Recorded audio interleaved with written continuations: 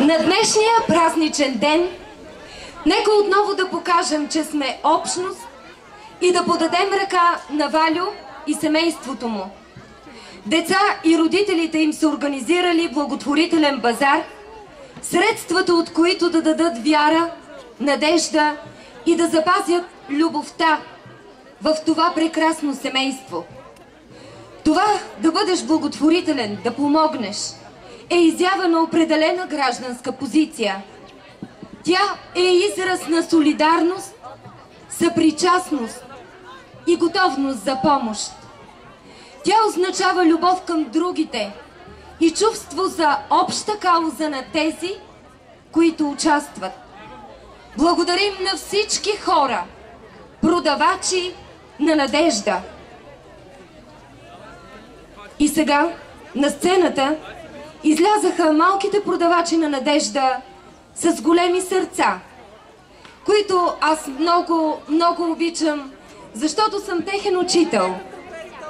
Това са децата от 3 А клас на средно общо образователно училище Летец Христо Топракчиев, които за пореден път искат да ни покажат, че трябва да бъдем човеци.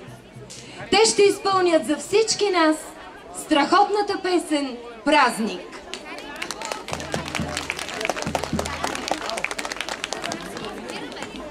Ако можех да имам една магазинче с 2 полички, бих продавал.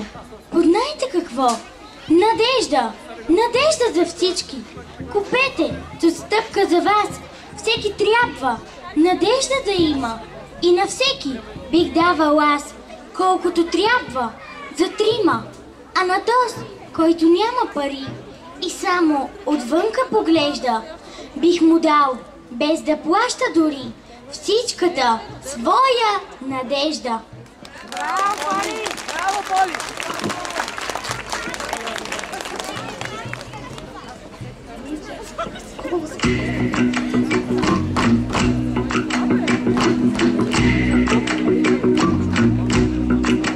Край пътеката на утринта продавач ме срещна с цветя.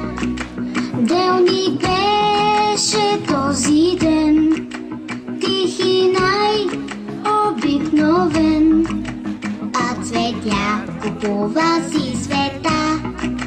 Щом те празни трябва да красят, но не знае сега защо, как се случи и какво бе то. Този делник, този ден, тих и най-обикновен, аз неволно без светята спрях и посегнах с очи към тях. Радост има скрита някъде край нас и настъпва час, когато без да ни попита, тя долита. Продавачът се усмихна и ми подаде цвете без пари.